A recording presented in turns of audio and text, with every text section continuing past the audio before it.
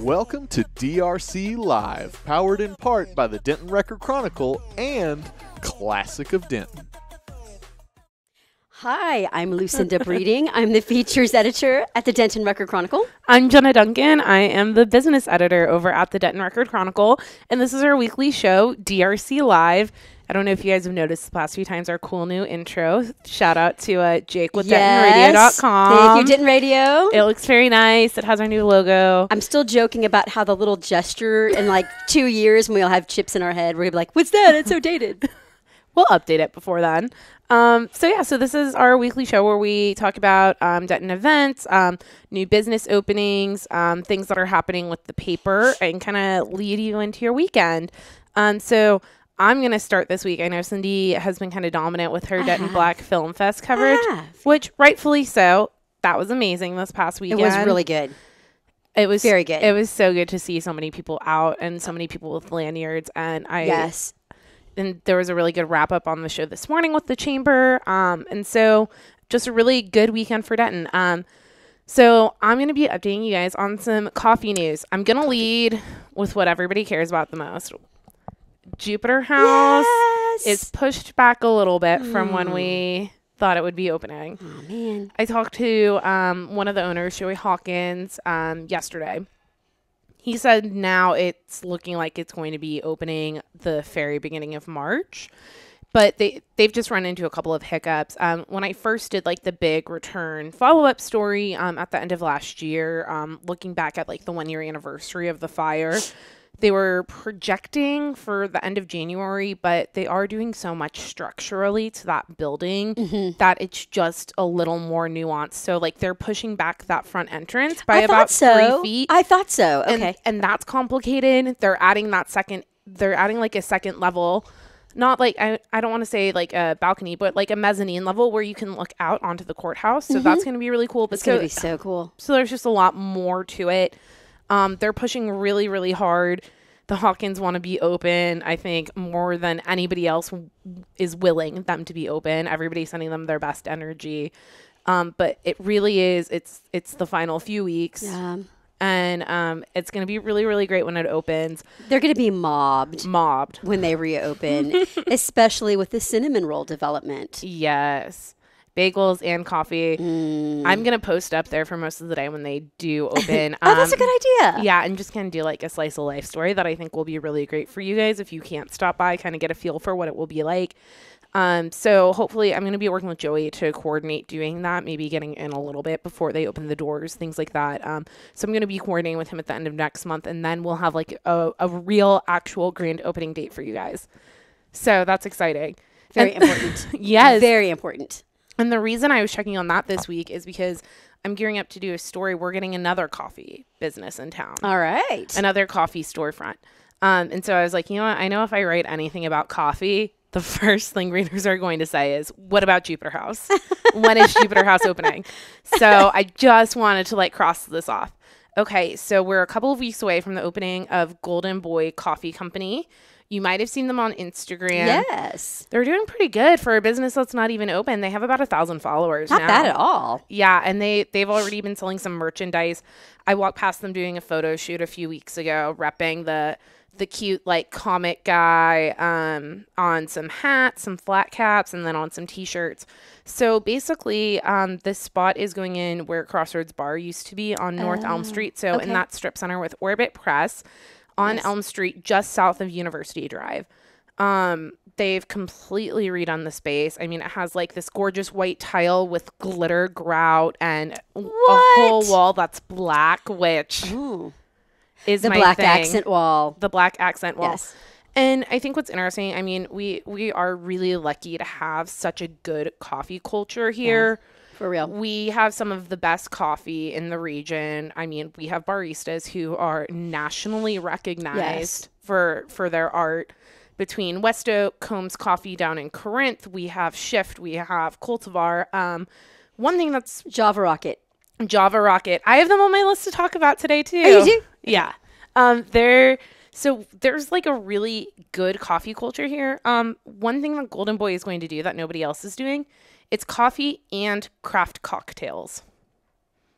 So it's a full bar. Okay. A full bar. So okay. I know West Oak has toyed with this a little bit. They have beer on tap, so it's a really good like after work hangout. If you don't have, an alcoholic drinker in your group, it's a really good spot to go get dessert. Yeah. Everybody can have what they want kind of thing. But they're going to be open until midnight with coffee and cocktails until midnight. So that's going to be that's something really different. So UTWU folks who live over on that end, yes, take note. This might be a place where you could get some studying in or caffeinating. I think it's going to be it's a really interesting concept. I'm meeting with them next week, and we'll have it in next Sunday's business section, kind of a profile about the guys behind the business, the concept, what this drink menu is going to be like. But the way it's been teased out, I think people should be really getting excited for it. And I just love that it's like, okay, we know that we have this coffee culture here. We also are kind of known for our drinking culture. And I really think it's interesting that there's a business really working to merge the two and marry them together in a way that we haven't seen yet. So I'm excited to learn more about what they're doing. Then I was going to talk about Java Rocket. Java Rocket has been moving around town. If you didn't read, how about you give us a background on Java Rocket? Because you did the initial story about them. Yeah. Mr. Dean Underdahl, he had worked actually in the alcohol business for a long time. And I think he had always been interested in food. It's been a while, it's been a minute, but he's always been interested in food, flavor profiles. And he had spent, like a lot of folks our age and younger, well, my age and younger. Jenna's a lot younger than I am. Thank you. We spent a lot of time in coffee houses, and he developed an interest in it. And he was looking for a small business that had, kind of really, I'm going to say low overhead. And long story short, he got a teardrop camper. It's so cute. It really is adorable. It is adorable. And it's a mobile barista. He has, he opens the back of it, and he's got his grinder, his steamer, like the whole coffee setup. And he's, uses a fine water, and he actually has like a pretty extensive menu. And usually you'll find him in the food truck park over on Austin Street.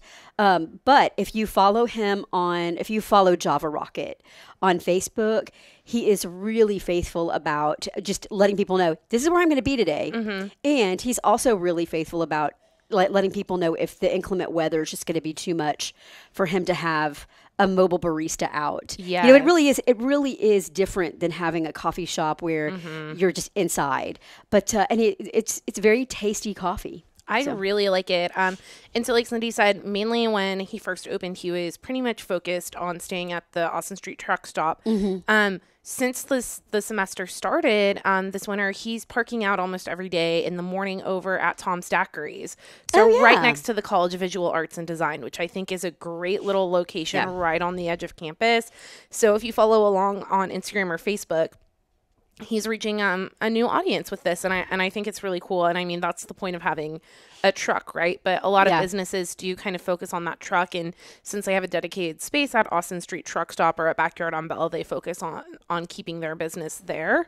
But I think it's really nice to see somebody who wanted to do the mobile concept actually being really mobile with it. Really mobile. In fact, one thing that he let me know when we were doing our interview over the summer was that if your church or a group is having some kind of event, he is available to drive that mobile barista right up to your event, pop open the back, and start serving. And speaking of mobile baristas, the last coffee business I'm going to talk about is Leymah Coffee Roasters. Yes. We've talked about them before, I think, or at least I've mentioned them in my column, What's Open, What's Closed monthly. But so they are a coffee roaster in town. They've been roasting their own beans for a couple of years, sourcing and roasting. They opened a truck maybe a few months ago and have primarily been at Backyard on Bell, but they've done some of the festivals. So they did Day of the Dead Fest. But I hadn't seen them around that much, and I realized the reason why on Instagram this week. They opened up inside of one of the University of Texas at Dallas buildings. So they have a permanent, Denton does Dallas. They have a permanent location now at UTD, which I think is really cool. I haven't seen much from the truck, but it's still up for, you can run it for events and things like that online, but they've been focusing their energy on getting up and running a full bar at UTD. So a little bit of Denton and Dallas. And I think it's really cool to see the coffee roaster kind of progress from roasting and selling beans to having like a food truck style, like coffee bar concept to graduating to having this like permanent space. And I think it's cool that it's a partnership with a public university. Absolutely. So those are my coffee updates for Denton. I know. And now we're going to switch gears to community theater. Yes. There are two major things happening this weekend that Denton Community Theatre is pushing. One of them is, now this is something that we hear about probably every 2 years, sometimes every 4 years. There is something called Act Fest.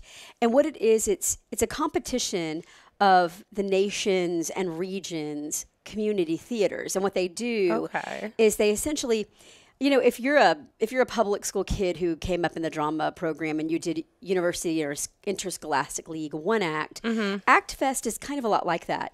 I think you have maybe an hour you have to take your show to the competition theater. You have to set the show. Your time starts, you start setting up basically your whole set, and then you start the show, and then you end the show, and, you know, it's really competitive, but it also is a very consistent measure of just the depth and maturity of the nation's avocational theater companies. And Denton has a strong history with Act Fest. They have gone to an international. They won a national competition with a show called Crowns, which is about Black women and their hats. And they were actually invited to an international theater festival. I want to say it was in Germany, but our local community theater has been a part of this competition for a long time. They are reviving a show that they mounted, a 2-act show that they mounted last season. I think it's last season. Time does strange things in my head. It's called God of Carnage, and it's sort of a dark comedy about how hard it is to be a parent in the 21st century. There's an incident on a playground, an act of playground violence. And let's just say that the parents don't end up doing that much better than their children. That sounds about right. So Denton Community Theatre is actually having a one-time only staging of the cutting that they're doing for Act Fest. Oh, okay. It's going to be 5:30 p.m. at the campus theater on Friday. And because it's a fundraiser, you know, when a company does Act Fest, they have to pay for essentially shipping their people to the competition. They've got to load stuff. Well, exactly. They've got to load the entire set. And they usually use something called a unit set, which is almost like a puzzle. They're pieces that pack together and then unpacked and become your set. But you have to get the people in the set and the crew to the competition. And so tickets are they're $22.40 with all of the online sort of fees and whatnot. You can go to www.dentoncommunitytheatre.com and purchase tickets to that event. There's going to be a sort of an informal gala also ahead of the show. It's a really strong show, very current, and it's got some really exceptional local performers in it.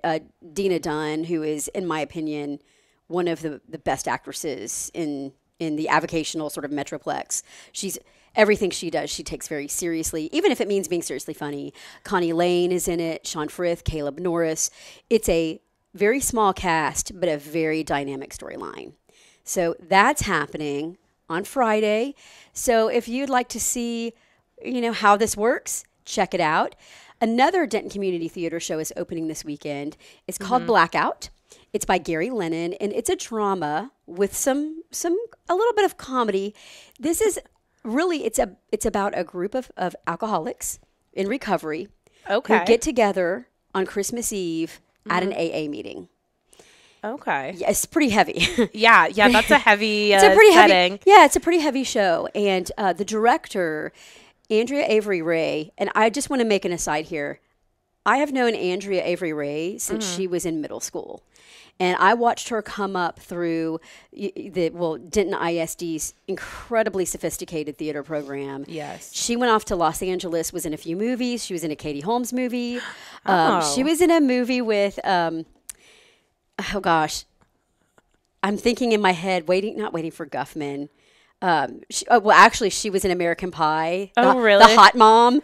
Anyway, so Andrea Avery has really, she's done a lot of performing. She's done a lot of studying of acting. Well, she is in the driver's seat as the director. Okay. And what she's done in the Black Box Theater is she has basically sort of arranged the audience so that as you watch, you're sort of attending the meeting. And that's a cool you're concept. very close to the players.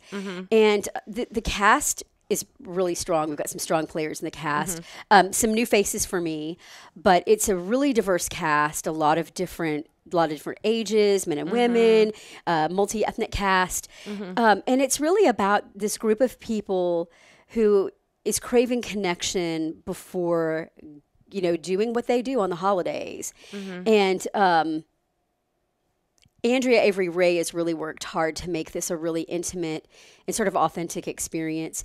It's about an hour. The show's going to be about an hour long. But because they're trying to give this the sensation of actually attending an Alcoholics Anonymous meeting, there's no intermission. But it's going to be set up so that if people need to take a break, they can take a break. They can go refill their coffee like people do at AA meetings. And the structure of the show is really the alcoholics sharing their story, kind of one after the other. And I know Andrea said today that she's worked really hard with the cast, and the cast has worked really hard to sort of take a step back in time. This show is set in 1995, before social media was a thing, and people could kind of bear all sort of emotionally and not have 5,000 people like responding with a ratio, or with a lot of intense judgment. There's some hope and glimmers of hope in the show, but it deals with alcoholism. It deals with recovery. There is very adult content in it. There is very adult language in it. She promised me that it's not an F-bomb every other line. And I always like to think, it's a judicious use of F-bombs.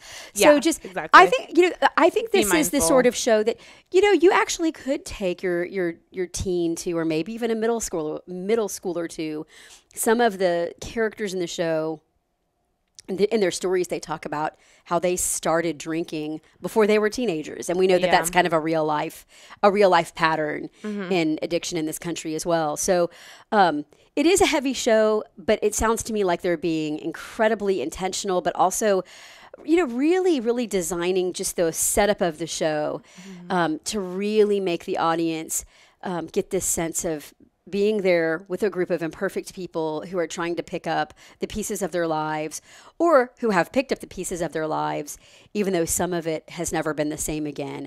So that opens Friday, and it runs Friday, Saturday, and Sunday of this week and next week. Okay. The Friday and Saturday performances are 7:30. The Sunday performances are matinees. All tickets cost $15. Okay. Those are also available on www.DentonCommunityTheatre.com. Awesome. You can also buy tickets at the door. I'm impressed with the cast. I'm very impressed with the young director, and I just think sometimes it's risky, but it's meaningful for a community theater to offer this kind of play. Right. So I say check it out and get behind our local community theater as they go on their first leg of Act Fest, this contest. And may the best community theater win. I'm excited for them to do Act Fest. I didn't realize that was a thing. Yeah. And especially after doing like UIL stuff in middle school. You never really think about how you can continue that into adulthood. When I first went to an Act Fest, I was like, so there were theater kids who just didn't get enough of UIL 1 Act. Yeah. Okay. I love it. That's really cool to be able to watch that, though. For sure.